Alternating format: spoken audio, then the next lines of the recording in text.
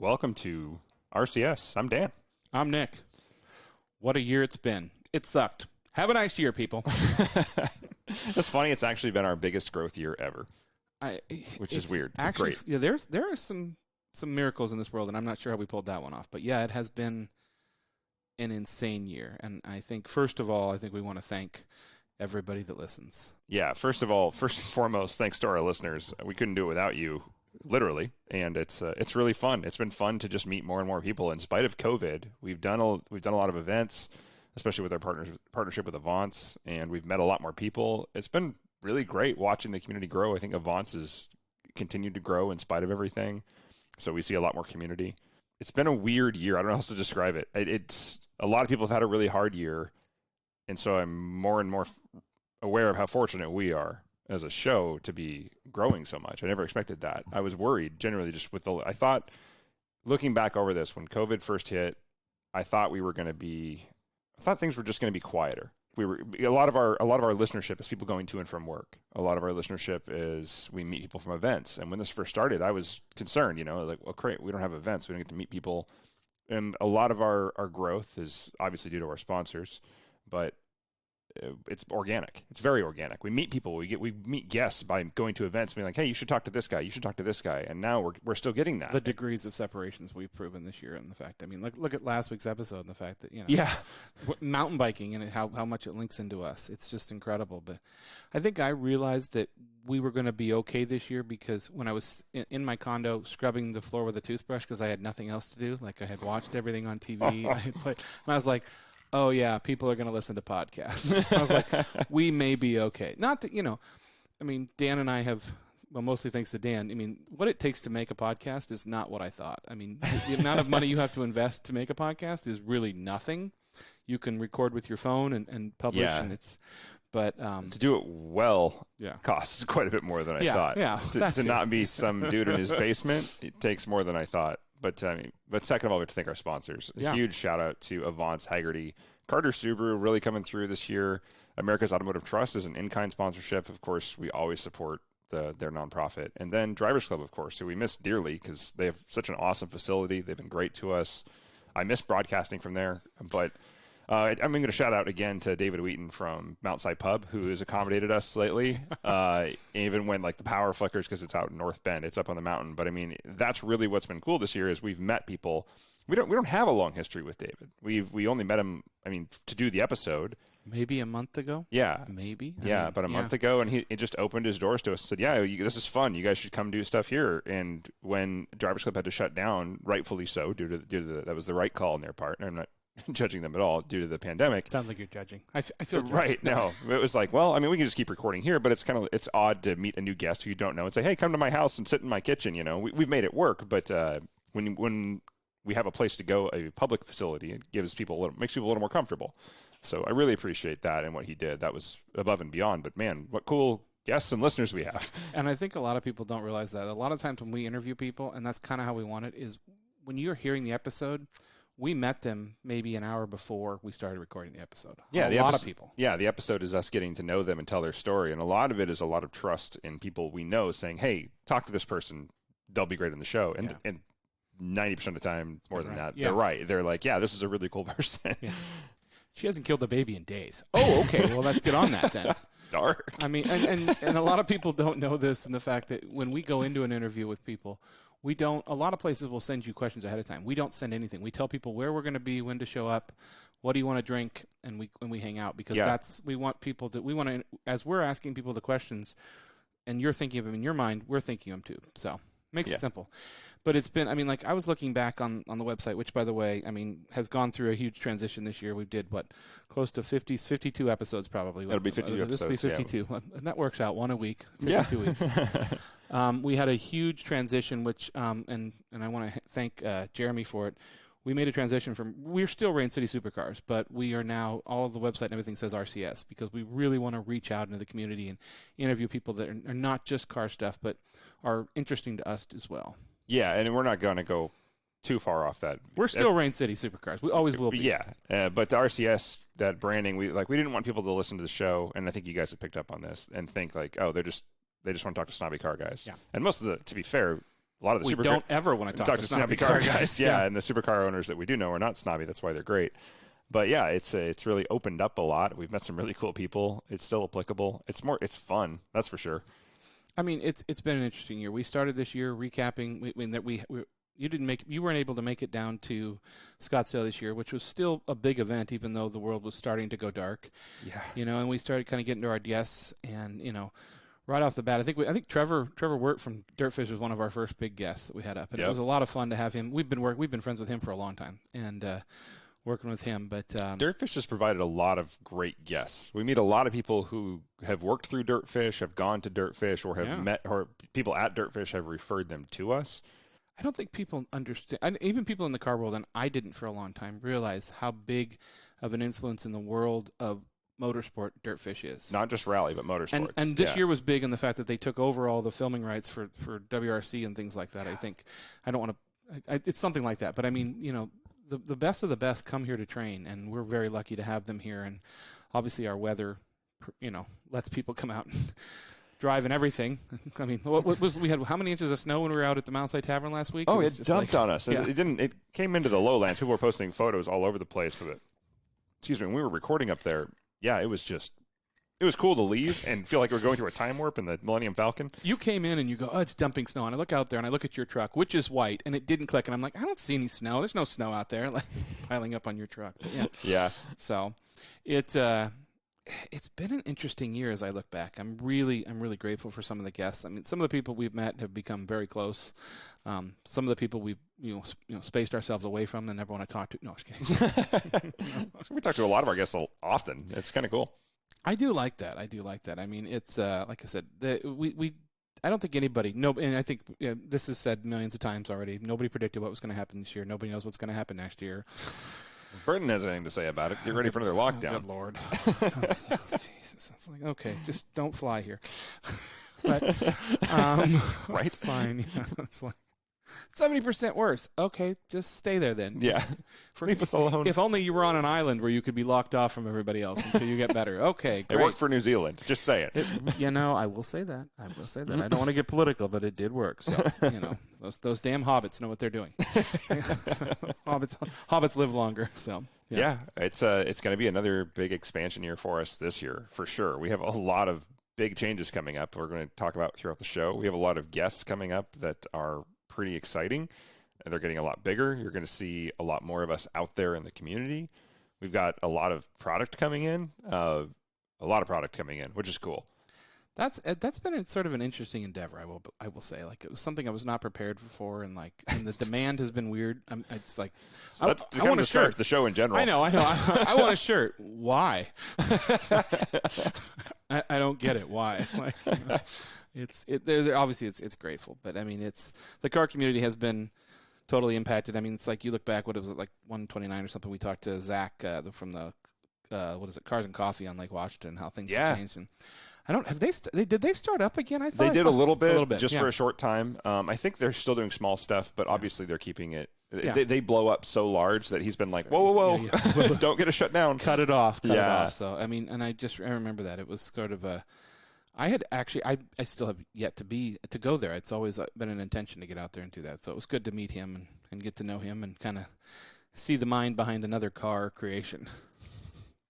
Yeah, I got an update from Brian Nilsson the other day. Episode 136. Brian Nilsson has started the Circuit of the Northwest. Yeah, he's the one out in Bremerton, and we have a really cool partnership with him. He's just a good guy to know, obviously, from the motorsports side of it, or power sports side of it with the bike dealership, but also the motorsports side and building the track. And that is making progress and is making way, and they're clearing trees, and it's actually happening. Well, racing has sort of been happening still. We've seen a lot of people go because social distancing on a racetrack's not hard to do. Yeah, it's kind of weird how it's actually probably helped the car community grow in a weird way. Mm-hmm. I think there was a big worry about not having the fans in the stands, but people are flocking to it now. Like all the motorsports events, there's track days are still going on and going well. It's because it's something you can do while being easily socially distant. And if you're wearing your fire suit, your face is covered, and a full face, you're good. Yeah, it's win-win. So, so I'm excited for him though. I'm excited to see that grow. I hope it keeps going this year, but I think there's a brighter light for them, and I'm really excited to see that. It's going to be a cool facility. I mean, if you haven't checked it out, go check it out online. But I will say I did like, doing this from your dock. It was, the dock that is now underwater, by the way. Right. The water's crazy high on the lake, so it's really high right now. And I do want to take this opportunity to really give a thanks to Carl Noakes, who's been our friend first and a photographer when he didn't really need to be one, and really helped us. I mean, the photos you see of us that make us look really good, if you know us, we don't look that good. No, we really don't. But thanks, Carl. Thank you, Carl, for that. Yeah. Yeah, I had a friend message me. He was like, "That's the best photo I've ever seen of you." I was like, "It's dark." Thanks. The one with you bent over the pool table? Yeah. You and I both have had exceptional photos taken by Carl. Like the one that I had for the Avance drive when I looked like I was a man of the environment. And so, the only thing that could have been better is if I had long hair blowing in the wind. So you can work on that. Yeah, I can do that. It doesn't work for me. I mean, there has been some lows. I got punched in the face in downtown W this year during it made for a good episode. It did. I think you even labeled it that one, the one where Nick got punched in the face. Yeah. So it's really not hard to find that one. So it was a little interesting on that one. So, I mean, it's funny because I look through our episodes and it's like, the social distancing photos and the ways we tried so hard to do. And I mean, we've had several bar owners on by this way. Yeah. In Mount Si, we had the Unicorn, which was it Paul Blake? Yep. Which is kind of an interesting. That was another episode that I really had a lot of fun with. So that was a really cool one. I love that there's, in a weird way, motorsports destinations that are these small bars and taverns. It's cool that they're enthusiasts. It makes you want to go there more. Yeah, it makes you want to drive out there. I still want to. If things get normal, we still got to go back down to the Olympia, the middle of nowhere bar. Oh, the Brooklyn Tavern. The Brooklyn Tavern. Yes. Yeah. Where you can spit on the spittoon, which is the stream through the middle of the bar, but you can't piss in it. But you're not allowed to pee in it. Yeah. Quote. Yeah, but to be truthful, and I don't want to reveal too much, you really want to go to the bathroom because it's interesting. Yeah. It is a bar. It's a bar. It's not child friendly. There's no TVs, so you got to look at something. Yeah. We've had some good times. I tell you one episode that is sad and happy for me was 143 Adam Robertson, and the fact that he's onto which he is flying. So if you don't know, he worked for Lamborghini Bellevue here, and he moved on to, I think he's in Austin now, and I forgot the name of the dealership he's working for. But not Austin. It's outside Austin. It's outside there. Yeah, and he's just killing it right now. So we're really glad to hear that because Adam has been a friend of the show for a long time. Adam's the one, if you don't know, that hooked us up with McLarens for a week. Yeah. Are you sure? Sold a few. Yeah. No, I mean, Riot that was fun. Yeah, it was fun. I look back on that. Like the stuff like that, the memories that pop up in Facebook, those are the only memories I like. I'm like, oh, yeah, that was the time that somebody gave me a car I should never have afforded. I still can't, so, yeah. Yeah, the holidays are coming up. The holidays have passed, actually. Oh, yeah. In this episode. Yes, in this episode, the holidays have passed. I am... Make it act like the holidays have passed, like people don't... They're going to know. See, I'm going to be gone. So we're recording this right before the holidays. So I am helping my brother move. My brother is moving to, of all places, Arkansas, the northwest corner of Arkansas. So Why does your whole family want to get away from you? I don't know. Your parents went to the East Coast. I don't wear patchouli. Okay, I have to say this. Your best post of the year on Facebook was, what is the worst smell and why is it patchouli? And it can, you posted it a month ago probably now. It's still active. And it's still active. Like, one of your best posts, or one of the best. I laugh daily watching it. And some of the responses that have come out of it are just, like, I look at it and go, oh. Like, you read somebody's response and you go, oh, I can smell, I can smell it. There was a apparently well-known, worse than that smell, somebody said, and it was breast milk spoiled and stuck in a carpet in a car. Yeah. I was like, huh. And he followed that up with a dead snake that had crawled into the dash and died too. Yeah. So, yeah, there was that. Yeah. Yeah. But so I'm doing this big long trip and I'm driving across the country. So that's why I'm going with him to help him move. Good thing you've never done that before. Right. Well, the difference is now I'm doing it in a totally hot car that I know you guys will all be jealous of. Ooh. Toyota Sienna minivan. Yeah. Tell me more. Pulling a U-Haul trailer. Oh, a tiny one. I know. Okay. I know you're jealous, everyone. I know. I am. I don't know what I'm going to do with myself. Life in the fast lane, man. I know. But you're not going to get into the fast lane with that. No, I'm not. 3 guys in a U-Haul trailer. Yeah. So we're powering straight through there. I'm going to talk about our Carter Subaru tip of the week, which is very applicable to that. So one of the challenges of doing that, of course, is we are leaving Christmas Day. And so by the time you guys hear this, I will have gone to Arkansas. Hopefully I've made it. You'll almost be back. Yeah, almost. Yeah. And the problem is it's December, and I have to drive across the country, which means no matter which way I leave Seattle, I'm going over passes, no matter what. So the short, most direct route would take me through Detroit, or not Detroit, but Denver. You really couldn't. You couldn't go down to Portland. You'd still go. Because if I go south to Portland and cut over, I have to cut over the passes. That's true. To cut over, or I can go all the way down, but you still have to go over Shasta. Yeah. I forget which pass that is, the one that goes down over Shasta. That can be as treacherous as the rest of them. So as I plan this trip, I'm looking at I've planned different routes depending on the weather, and one of the ways I do that is obviously I get weather reports for all the passes, but I also have bookmarked all the pass cameras, every single one, so that if I need to shift on the fly, because once I get out of or just south of Salt Lake City, I'm pretty much set. Like you can go around. Just saying, there's how many passes you can go. There's not that many roads, really. Yeah. Well, are you going into Texas? Northern Texas. Yeah, I'll probably cross through it. I'll also be probably going through New Mexico. And one of those things people don't think of is New Mexico. That's just desert. Well, not when you're cutting down at an angle, because otherwise you're going over Santa Fe, which is beautiful, but gets snow. Flagstaff I've lived in New Mexico. I know. They get a lot of snow, actually. They get a ton of snow in the north. Northern Arizona, snow, Flagstaff. They got a ton of snow the other day. And so I hate the desert. I literally in New Mexico woke up one morning, there was like 1.5 inches of snow, and by noon it was 80. I did not. It's like make a decision. But my grandma used to live in Tucson. It snowed one year. Yeah. But so the Carter Subaru tip of the week is very applicable to this time of year. Bookmark those cameras of the passes you're going over, and then plan your alternate routes. So like my alternate route doesn't start from Seattle and then alternate route. My alternate route goes from X pass to X pass to X pass, and so the routes aren't like the entire route changes. It's multiple route changes based on the drive, based on pass cameras. Because no matter what the reports tell you, if you can see the cameras, thank God for technology, do that on your phone very easily if you have all those bookmarked in sync. Yeah. So before you take a cross country trip, what a lot of people are, and a lot of people aren't flying right now due to COVID, it's fun to drive too if you're into that. I still think it is, no matter what you're driving. There's lots to see. But yeah, bookmark those pass cams, save yourself some trouble, and avoid those passes when you have a Toyota Sienna minivan pulling a U-Haul trailer.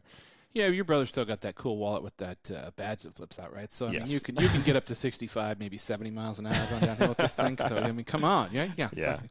But huge shout out and special thanks to our sponsor Carter Subaru, who stayed with us. Those guys have been awesome. We are big in the Subaru community because we do. I mean, Nick obviously drives his Crosstrek everywhere that most people don't. He's made a great commercial for Subaru every time he drives. I have loved that car. I absolutely love that car. Like I said, the only thing I've ever had is the fact that car could use more power. Yeah, that's it. And now it does. And now it has it. It does. It does. And I mean, the new ones are nice. But I really, I truly, it still makes me smile to get in that car and fire it up. It's fun to drive. Yeah, it's a fun car. So I now do, Carter Subaru and they had a big year too. I want to say, they're now Acura or Carter Acura. Yep. And Carter Subaru, and they do Volkswagen. So it's been a big year for them too. So we want to thank them for really sticking with us because it's stuff like us that can easily be cut from trimmed. We can be the fat that's trimmed. So so we really appreciate that. Yeah. Our last guest, Linnea, she actually was like, she messaged us. We were talking to her last night about it. She's like, so about the Subaru lift.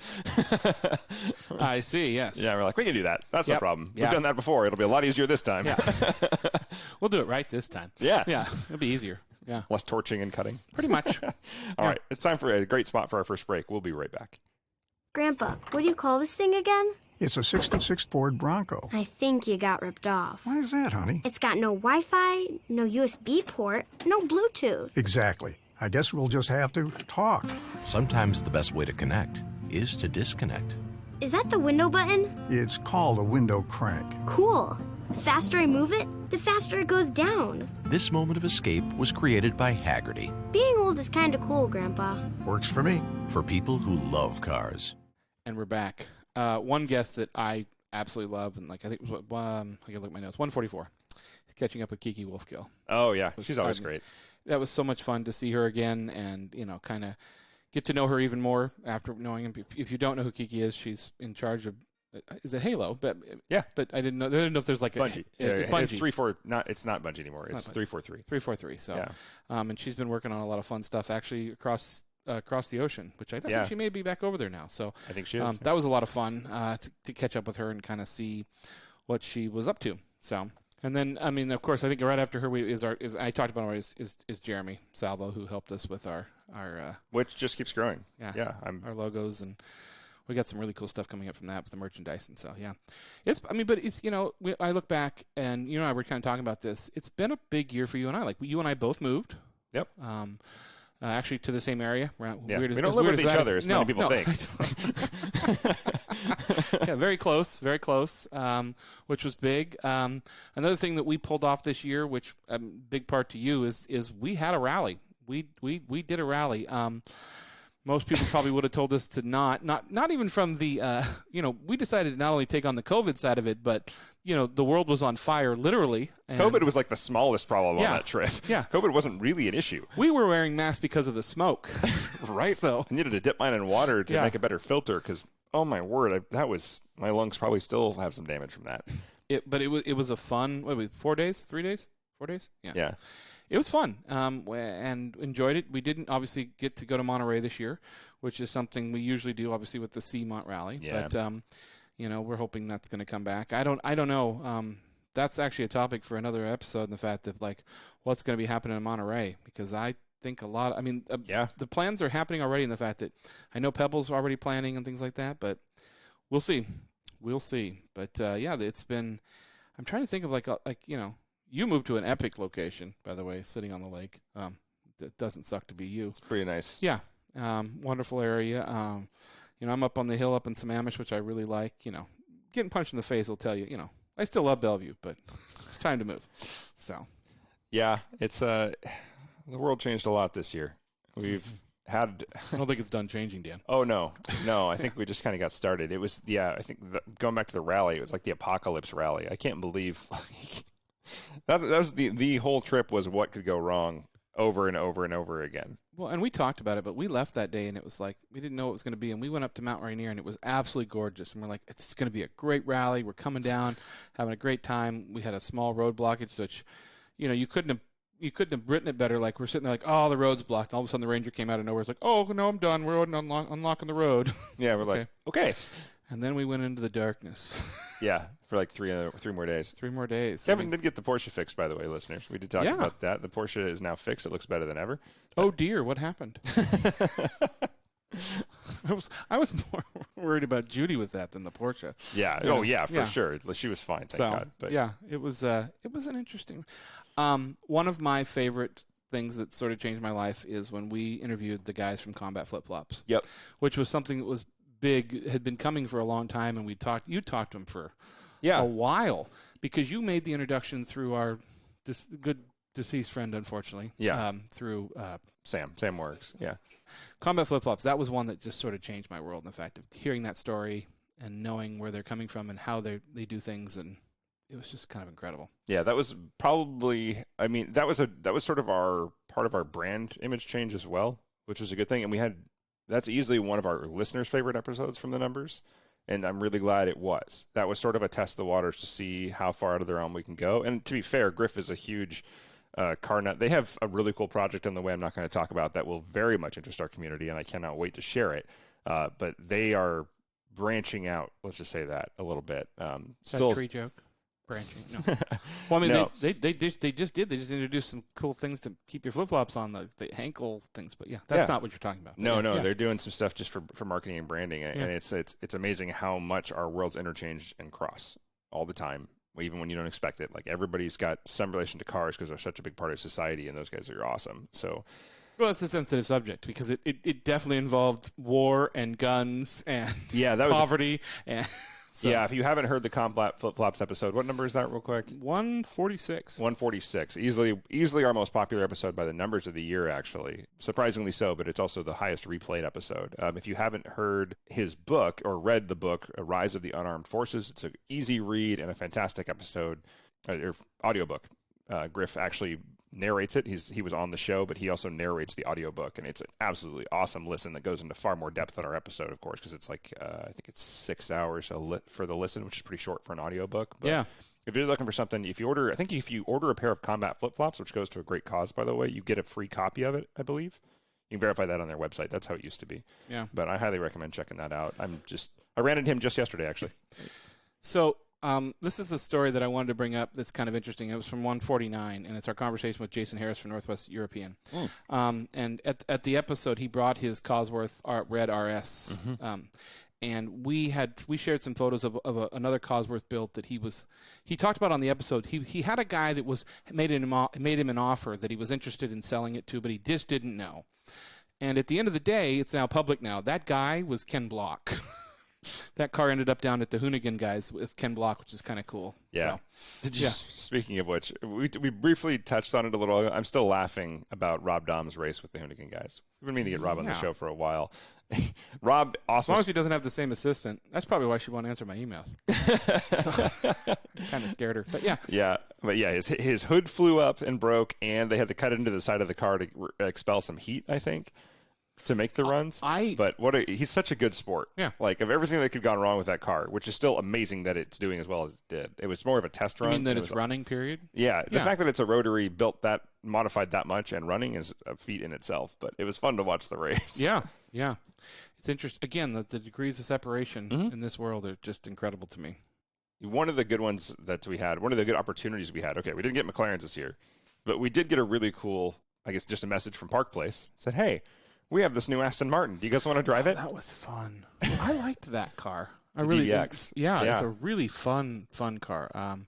Interesting car, interesting price point, but I think it's going to do well. I think that it gives a little bit smaller. It's going to compete against, really, I mean, not power-wise, but against the Urus and the Bottega and things like that. I liked it a lot better, I'd say. Like I said, it seemed like it was a little bit easier car to drive around. We had a lot of fun. I mean, we didn't have it for long, but it was a really fun car to drive.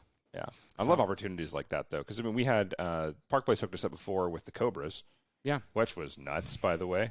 Yeah. I mean, I just totally enjoyed that, sitting on the side of 520. That was a great time. Yeah. Happy birthday to me. If you've never, that was over a year ago, but if you've never driven an AC Cobra, those were insane. Yeah. I've never had a car I felt like wanted to kill me more. I don't know how else to describe it. Backdraft racing, yeah. And you had you had the new 5.0 engine. No, I had the 427. You had the 5.0. Okay, yeah, I had the Cali 5.0. It'll get you in trouble real fast. Real fast, yeah. Yeah. Yeah. Red and blue light saying hello on 405. Yeah. Or 520 it was. I don't know who gave them the idea to put an officer on that. Those people need to be beat senseless. So, yeah, that. It was us. Yeah, I know. It was us. Oops. You'd think we'd know better, but we don't. One of the cool things we kind of branched out to, and we're going to do some more of, and was a part of it, was we kind of talked about our obsession with e-boards and skateboards, and and at the time it hadn't led to any injuries. Now it has, but it's not the board's fault. Well, the electric vehicle market across the board is coming up. I'm glad we get to, being in Seattle, it's such a tech-friendly market. You see a lot more of anything. So our listeners around the world, it's kind of funny. A lot of people don't see Teslas all that often, and I forget that when I go places. Then I travel somewhere, and I'm like, I haven't seen a Tesla in like an hour. Yeah. And you see them here like every minute. Nobody's been asleep at the wheel on the freeway. There are probably maybe 15 houses on this road that I'm on. Yeah. There are 3 Teslas. Is that it? Right? I mean, this dealership, we all know, set records. Yeah. It always has, but which doesn't surprise me. I always thought that, like, around where Tesla used to be based in California, that's what would be big. But it's up here. Like I said, that Bellevue dealership in downtown, they crank them out. It's kind of interesting. We should, just to segue that a little bit, that's a great call out. With Tesla moving from California, Oracle moving away, it's funny that the big businesses are leaving cities left and right. It's kind of nuts. They're leaving California. They're leaving Seattle, too. Yeah. I mean, Amazon's moving out. Google's moving out. Microsoft barely has an office there anyway. But and to be clear, Amazon's big move is to Bellevue. But they're not leaving the city. That's big. Yeah, but that's huge, though, the fact that – and it's funny because it's funny that nobody's talking about it like it's not happening. They're like, Bellevue – they just bought massive towers in Bellevue. And they're building multiple massive towers. Towers, yeah. And so if people don't think that's a relocation, you need to pull your head out of the sand. They're leaving Seattle because it's an extremely hostile place to have a large corporation. Well, when I don't want to get too political, but when the city council names the tax after you tend to go, this might be targeting us. Yeah, maybe we should leave. Okay, bye. So, it's I'll tell you, and this is that the gentleman that did that episode of Seattle is Dying, did another one recently. But it's worth watching. And it is absolutely worth. It's sad to watch because I love this city. I love this area. Seattle's one of my favorite places, and it really sucks to see what has happened to it, because it's a wonderful place. And well, we named our show after it. Yeah. I mean, we loved it. We grew up here. That was our destination for me being like 18 to 30. That was almost every week, if not every other week, thing for me. And now it's like nobody goes to the city. It's not unless you're armed. Yeah. So, yeah. It's kind of weird. It was the summer of love. That's what it was. So sure. Yeah. Right. Lots of love. Totally. Yeah. It was tough, but I think it. Seattle's gone through stuff before, and it will come back. Oh yeah. So I remember, in fact, it's a fond memory because I was a kid. Like in the early ~90s, Seattle went through when the Crescent, Frederick and Nelson's went out of business, and that's now the building where Nordstrom's is. And those guys, they came in and Nordstrom's came in there and they built that Park Place, or not Park Place, it's Pacific Place. Pacific Place, yeah. And down, and Nike Town moved in there, and GameWorks moved in there. And as a kid who would come over from Spokane and stay at the Sheraton, like having GameWorks there, and that was so cool. So, yeah. What in God's name are you doing? I'll explain in a minute. Oh, okay. All right. Gotcha. All right. No, I just got a call and I sent a picture saying like, hey, I'm recording. I'm recording. Oh, yeah, okay. People aren't used to me recording at this time. So. Oh, that's right. It's not the day we record. Yes. So. You have any Christmas plans coming up? You're gonna hear this afterwards, but yeah, you guys are I'm so just laying low key. My mom, had foot surgery about probably 12 weeks ago, and so she's been healing on an e-scooter, and I love her to death. She doesn't listen well. She's, he goes, you can use crutches. And as I see her walk across the house without anything, I'm like, where's your crutches? Oh, it's fine. Is it? Like, is it? Are we talking about that? yeah. November was an interesting month. I had two trips to the emergency room. So that was fun. That's true. That's really wanted to take advantage of that health insurance that I was paying for all year.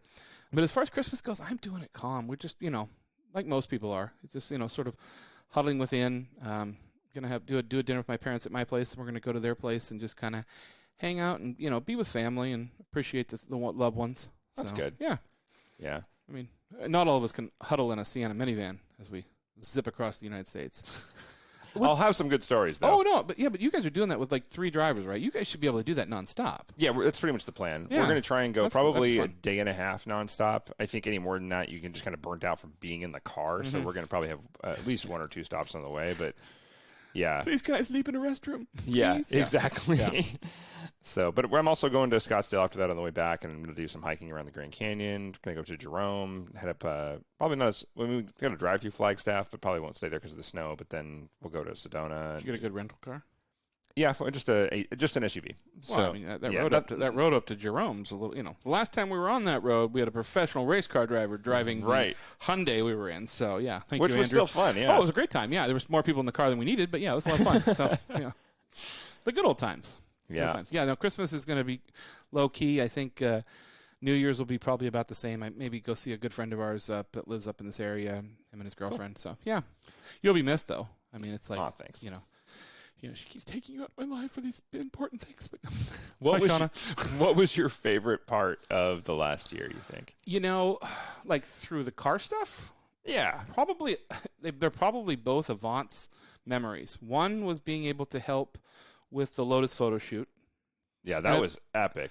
And at the time, we didn't know that they were also planning to do an article, which we ended up kind of taking over from a good friend of ours and doing the Subaru article. Yeah, that was cool. Which ended up being kind of a cool, kind of get some credibility out there, I think, to the Subarus.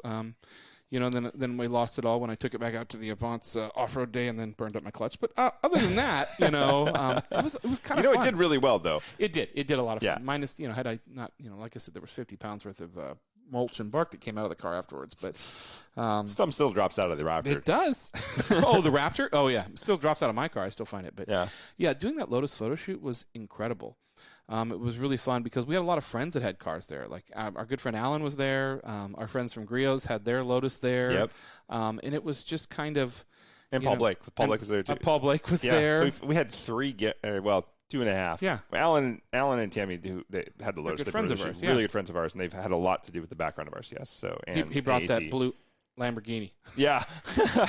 Still one of my favorite stories. Yeah. So I think that's probably selfishly, obviously the Subaru thing, because you and I kind of got a chance to to write an article and come up with some ideas and kind of show the world what, everybody knows. I think it's funny because somebody goes, I showed somebody that article and they go, yeah, I know. He goes, I drive a Subaru. Like, I get it. I could take it anywhere. Like, no, but I think it gets overlooked. So, it's kind of fun. Yeah. Yeah. How about you? It's a tough call. I think probably driving the Raptor back from Arizona. That was, you had to work really hard to find that truck and get it. And the fact that I didn't pay over MSRP for a Raptor is insane right now. You did well. I'm amazed that dealer surprise Ford in Arizona was awesome to work with. Well, and what you learned as far as like that small checkbox on a build sheet and what makes it legal to sell it here and what doesn't. And yeah, which they did ask me, by the way. When I registered the truck here, they did ask me to verify that the sticker was there. And I took a picture of it under the hood. You have to have a blue certified for emission sticker under the hood to sell it here. And I did. But it stopped me from buying one in Colorado. I wonder how many people have been, somebody has sold them a truck, not realizing where they're going, and they get home and they register it, and then they go, let me see the sticker, and you go, oh. Yeah, so. What do you do, though? I wonder if you could take it back to Ford and have them certify it. Maybe. I don't know. I think legally there's not a lot. I know from history growing up here that if you ask enough, you can probably get something done for somebody who's having a bad day. Oh, I know the stickers are on eBay. I'm sure this, but yeah. I'm sure there's that. Yeah. I'm sure there's people who just don't ask. Take a picture of somebody else's sticker? Or does it have your VIN on it? I think it has your VIN on it, yeah. Okay, then never mind. I don't think they really care, though. Like, when I showed them mine, I kind of, like, showed them and was like, here you go. And they're like, okay. Like, she didn't read the VIN. She just wanted to see it. Yeah. I was like, it okay. was there, yeah. Yeah, no, I'm not a fan of it. Nobody's a fan of the DOL. I'm not going to be shy about that. Nobody's a fan of the DOL. Was that a Costco sticker? No, yeah. no, it's blue. No. Yeah, no, yeah. I mean, I verified mine was correct. Don't get me wrong, Sure. but it's like the hoops you have to go through, and I'm only really skeptical about this shit. I'm mad. It's frustrating because the trucks are the same, 100% guaranteed, verified. They are the exact same. It's just a build sheet option, and it's a $0 build sheet option. Why Ford even ships one is stupid in itself. You'd think that if it's a zero, if it costs nothing, and it doesn't cost the dealer anything, it doesn't cost the consumer anything, you'd think every truck would be. I'm sure there's like some numbers cruncher saying it costs 15 cents more per truck to change the sticker. Don't send it without it. Like, I could totally see that actually being, because the amount that they make and sell, okay, still stupid. No, but 15 cents a truck on the number one selling vehicle in the world adds up fast. Yeah, adds up fast. But still, it's one of those things where it just makes it more difficult for the owners. Yeah. But also the fact that it even is a thing. Like, I really have to show you this now. I mean, it doesn't shoot fire out the exhaust. It's not missing 2 catalytic converters. Cool if it was. Yeah, it's just some legislature somewhere, some bureaucracy somewhere is just government not functioning. Who knew? Anyway. Yeah. But that drive back, we went off topic there, was epic. Like, I want to get back to that. Like, I mean, you not only, you took your time. You guys had a wonderful time. You did the dry lake beds. Well, at Zion, I mean, it wasn't even just the driving. It's just like driving through Zion is an experience in itself. But then hiking Angel's Landing, which I've done, that was the 4th time I've hiked Angel's Landing, and it's every single time is just as amazing as the first time. Yeah. I never get sick of seeing it. And next time, the person that goes with you won't be scared of heights. Right. Who takes somebody hiking? Like, I got an idea. You don't like heights? Let's go to there. Best hike in the U.S. I know. Yeah. And so I got to make it through it. She said that, but yeah. there was a little bit of hesitancy. So yeah, it was awesome. And then the Salt Flats, which I had been by but never driven on before. Awesome. So awesome. Okay, and this brings up a topic of something I want to share, and I don't know if you've seen this video or not. So I'm a big follow the YouTubers, and Stradman is one of my favorite guys. Right. In fact, he's been up here before. APC's cleaned up his car. He recently did a video where he was out on the Salt Flats with his GTR, and he got the guy that runs Diesel Brothers out there with his helicopter, and they were drag racing the helicopter and the GTR. The GTR got to like 180. Yeah. It is one of the coolest videos to watch, and it makes you go, I want a helicopter. And it was, if you haven't seen it, go find it, because it's gotten millions and millions of views from both sides of them, because the Diesel Brothers started their own, which, again, cannot recommend more. They started their own YouTube channel. But yeah, it was so cool to see that. And so that's it was a really fun channel to watch, because they were out on Salt Flats. They were doing it out there. So yep. Yeah. They were probably just like told the ranger, hey, we'll be out here. Cool, don't hit anybody. Well, not only did they do that, but they flew out there in like a Pilatus and landed it on the Salt Flats. And so it was, balling. So yeah, I love it out there. Utah's an amazing destination, especially right now. Although it's crowded, it sucks in that sense that there's the downside of this pandemic of many is that the national parks, because people go to get away from things, are packed in a way I've never seen them in my entire life. I've never seen the parks and we've seen so them busy. Packed. And we've seen them packed. Yeah. But this is just, I'm shocked they didn't get COVID, honestly, going to Zion. Like, I stopped. Okay. Because, pro tip, of course, we've talked about this on the show before. I'm going to echo it again. If you're going to do any hike in any national park, you do it on the first shuttle in if there's a shuttle, or you do it as early as you possibly can. So Angel's Landing, I tell everybody, you only do it on the first shuttle in, or you walk in and skip the shuttle. It's worth it, because otherwise it's too crowded. You're literally holding onto a chain, crossing a ravine that people do die on every year, and it's crowded, like to a point of uncomfortable to be around in public on a flat surface where you're not going to fall to your death. Is there a path up and a path down, or are you people? Oh, no, you wait your turn on the chains, and some people don't. Crossover. Okay. Yeah, some people don't, and you want to punch them off the chain because it's just rude and it's extremely dangerous. But but if you want to do any hikes in any national park at this point, is you go in the first shuttle of the day, you do it first light, and then you're done for the day. You can't do any other hikes; it's too crowded. Like we try to do the Narrows, which is not. Is contrary to what it sounds like, is not some tiny little trail. The Narrows is just a slot canyon where you're hiking up a river. It was too crowded. And I'm not that paranoid. I'm very safe about I always wear my mask and wash my hands. But you lose the ambiance of being in a nice, a valley that's been carved by a river for 10,000 years, right? Yeah, and you're sharing it with 1,000 people. Yeah, which is not fun. It's especially right now. It would be annoying, and I wouldn't enjoy it without a pandemic. With a pandemic, anybody who's not paranoid will be after that, because you're like, well, I guess I'm just hugging everyone, which you don't want. It's not comfortable. It sucks. Nobody wants to tell that story. I got COVID in the middle of Zion. Yeah, exactly. Where are you? In the middle of nowhere in the desert in Utah? How'd you COVID there? Yep. Oops. Yeah. Well, just don't go to England. You'll be fine. Right? But that whole trip was awesome.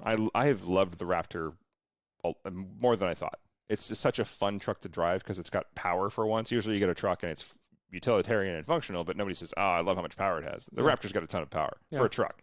And so it's just fun to drive it. I love it. Like, I drove over a curb today. I was like, You almost did more than that today. I saw our story on. Oh.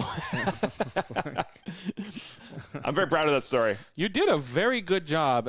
At first I didn't know quite what you were doing, but it was very funny. Very funny. Good job. I was waiting to get coffee, or I had got coffee. I was waiting for the taco stand open.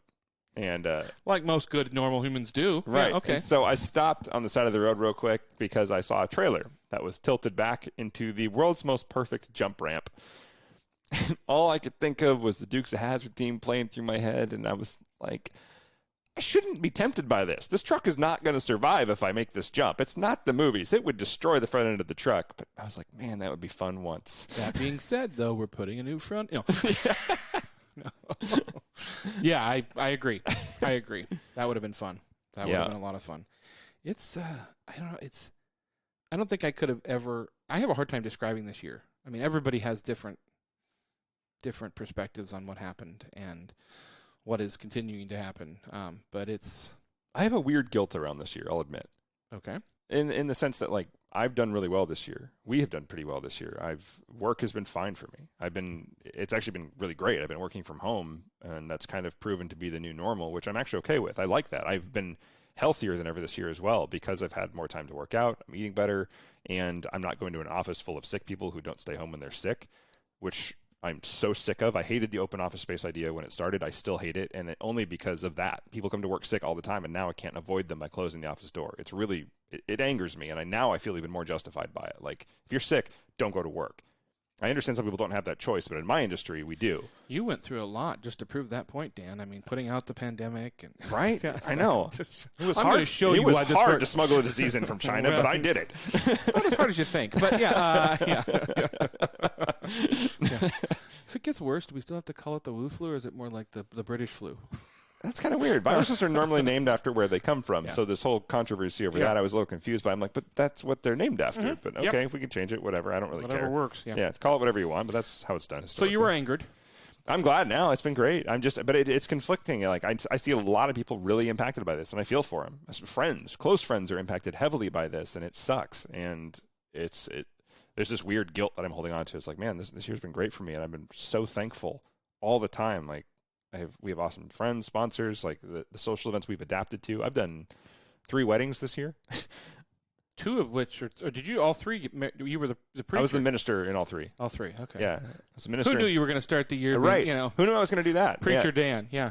Yeah. So I became a minister this year because so many friends had canceled their weddings due to COVID, and so we did like 6 people weddings where people just had to stand apart, wear masks, and be smart so they didn't get each other sick. But it was like we had to adapt to it, and so it was kind of a great year for me. I mean, I've had my struggles. Don't get me wrong. Like this not being able to go out and seeing businesses impacted by this sucks. But I have a lot to be thankful for, I guess is what I'm saying. I definitely have an anger for this year. And I am extremely grateful, and I pray every day for the blessings that I've been giving. I mean, everything from my friendships to my jobs to the securities that I have. But I'm angry. I'm angry at how things have been done. I'm angry at, I'm angry at the. I'll say it. I'm angry at the United States and the way things were handled. And things are, and as of recently, things have gotten handled even more stupid. So I'm angry at that.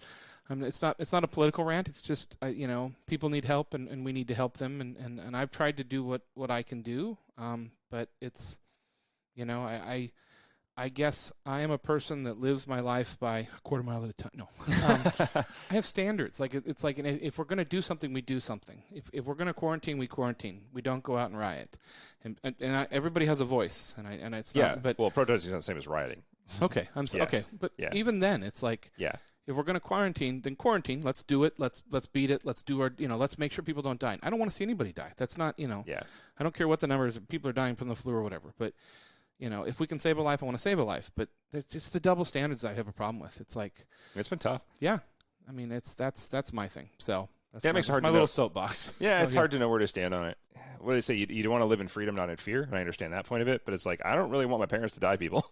I don't either. Well, I live at logic. You're telling me if I go out, I'm going to kill my parents. But you're letting people wander through the streets in massive groups. Yeah, and I'm not saying that they don't have a point. At certain points, but totally that's not what I'm saying. Let's go back to some good news. But let's do that right after our first break. We have a big announcement after this break, so stay tuned. We spend an average of 8 hours and 41 minutes a day facing screens. Laptops, smartphones, tablets, even digital refrigerators. But what are we really connected to? Isn't it time you connected to something greater? Sometimes the best way to connect is to disconnect. This moment of escape was created by Haggerty for people who love cars. And we're back. I mean, speaking of sponsors, one of our big sponsors has been Avance throughout this. We've known Adam since he started Avance. And watching it. Yeah, I think they were one of the earliest ones to sign on with us, Avance and Haggerty. But I mean, I remember sitting in Redmond with Adam talking. He was talking about starting Avance and how cool of an idea it was, and how it has transformed and really adapted to the world we're in, and the expansions between Denver and Portland, and it's just been really cool. So, and I've been sad to see the events not postponed. I mean, I still want to go out and drive with my fellow friends and see people, and it's been. Well, the amazing side of that's been the community he's created, and that's been a huge positive. There's no official events from Avance right now, which is the smart play for him. But the community he's created has been unlike any community I've seen in the car world ever. It's almost taking it back to like the 50s and 60s car community, where people actually talk to each other, and there's a really strict no tolerance for BS and drama thing on the Facebook group. Because, I mean, we don't have forums like we used to. We do, but we don't have an Avance forum. We have the Avance Facebook groups. And they're great. Like, if you go to most, I'll just throw it right out there because I used to be a moderator. Seattle Cars and Coffee is a cesspool of what you don't want to be as a group. And they try constantly. The people who actually run Cars and Coffee are good people that I actually like. They really try and do a good job. But because it's everybody in, no dues, nobody's paying for anything, you just get like the lowest common denominator of car people. But in that situation, and they're awful. The tail is wagging the dog. That's the problem. Exactly. So, the tail is wagging the dog. And so it's like you have this perfect side-by-side example. And I know some of our listeners are active members and are laughing because they've messaged me about this in jest. They're like, dude, you're missing out, because I left the group and I was like, I'm done. Like, I don't want anything to do with it. I don't try not to say anything about other groups, but that really is a cesspool of bad behavior. And every car show goes into a burnout contest that gets shut down. It's awful. Avance has been the polar opposite of that. It's like, hey, if you have standards, here's a group. If you want to do rolling burnouts in your 5.0 into a crowd, here's your other group. I even have a hard time identifying it as a car group sometimes because right. I tell people it's a community. It's a community of automotive lovers. It's off-road, it's on-road, it's motorcycles. There's no. It's the situation of the kind things that your parents said, that there's no stupid question. Just ask your questions. And somebody's going to be there to go, I've done this. This is what not to do. Yeah. There's so much great, and you look at the partnerships that they've done. One with us, that was probably their best partnership. Totally. You look at the amount of businesses that have signed on with them to just really, because it's valuable. It's so valuable. So yeah, it's been great. We've done a lot, the groups, the events that are happening right now. Obviously, there's still drives. They do the toy. They did a toy drive for Seattle Cars and No Coffee. Yeah, where they encourage people to stay in your cars, drop off your deliveries for the Seattle Children's Toy Drive, which was awesome, huge turnout. Drivers Club was a big part of that. It was great to see the community come together in spite of all this that's going on. And Adam's done an amazing job with that. And a huge shout out to Brandon Ben Powell, multiple guest of ours, search and rescue guy. He's got the pin scour, of course, for those who have, you probably know his car better than you know him. SAR Pins on Instagram, search and rescue pin scour, who has done off-road drives where people have been able to just basically stay in our cars unless we need recovery. And then people are really great about just having an awesome event where it stays clean and distant. You should drive your car into a ditch and then have to pull his pin scour up a hill. Other than that, I couldn't have written that story. What do you mean your pin scour is being pulled up the hill by my car? No. Right. Yeah. But it's cool to see the event still going on. And like you said, people asking questions and not, you're stupid. It's like, no, here's because people... Please don't feel stupid. I already did that, and this is what went wrong. Exactly. Yeah. It's a really healthy community, and I can't encourage our listeners enough to join. Join Avance. Tell them we sent you. Those guys are awesome. How to Install a Bed Cover 3 Times by Nick and Dan. That is a great story. Yes. I'm adding that to the Instagram. You guys will see that on Instagram by the time you hear this. But I put a Retrax Pro bed cover on the back of the Raptor. After looking at a bunch of them, I wanted more storage, but I don't actually use the height of the bed cover as much as I need the giant trunk. And for recovery gear mainly, but also I have a rooftop tent on the way and a rack and all this other stuff, and I want room to put luggage and things like that locks. So I got this thing on. It took some time. That's the only way you could say it, is it took some time. Yeah, and the next one, if we had to do another one on somebody else's truck, 10 minutes. Maybe 10 minutes. Maybe 10 now that I've done it once with Nick, I'm like, thanks to Clark and Derek and a few others Todd, who helped me get the right parts I needed for that to make sure this is why you need this. I got a tailgate seal. I'm like, oh, that's obviously what I need now. So it's nice to have people who are like, oh, I know you're doing this, so this is what you need. You should know this. That's great. But I could put the thing on in somebody else's truck. If you guys have one and you're in the area and you need one put on, let me know, because I'll do it in 10 minutes. Yeah. Now that I know exactly how this thing goes on, I'm like, oh, that's really obvious. Mm-hmm. But it wasn't at the time. Pictures didn't make sense. Even with the directions. Somebody tried, but it just wasn't. They weren't. Whoever tried to put the visual aids in the instructions was not a visual person. Right. So that's the best way I could put that. Yeah. Yeah. So let us know if you're in there and you need that put on. But thank you for the Avance members who also helped with that.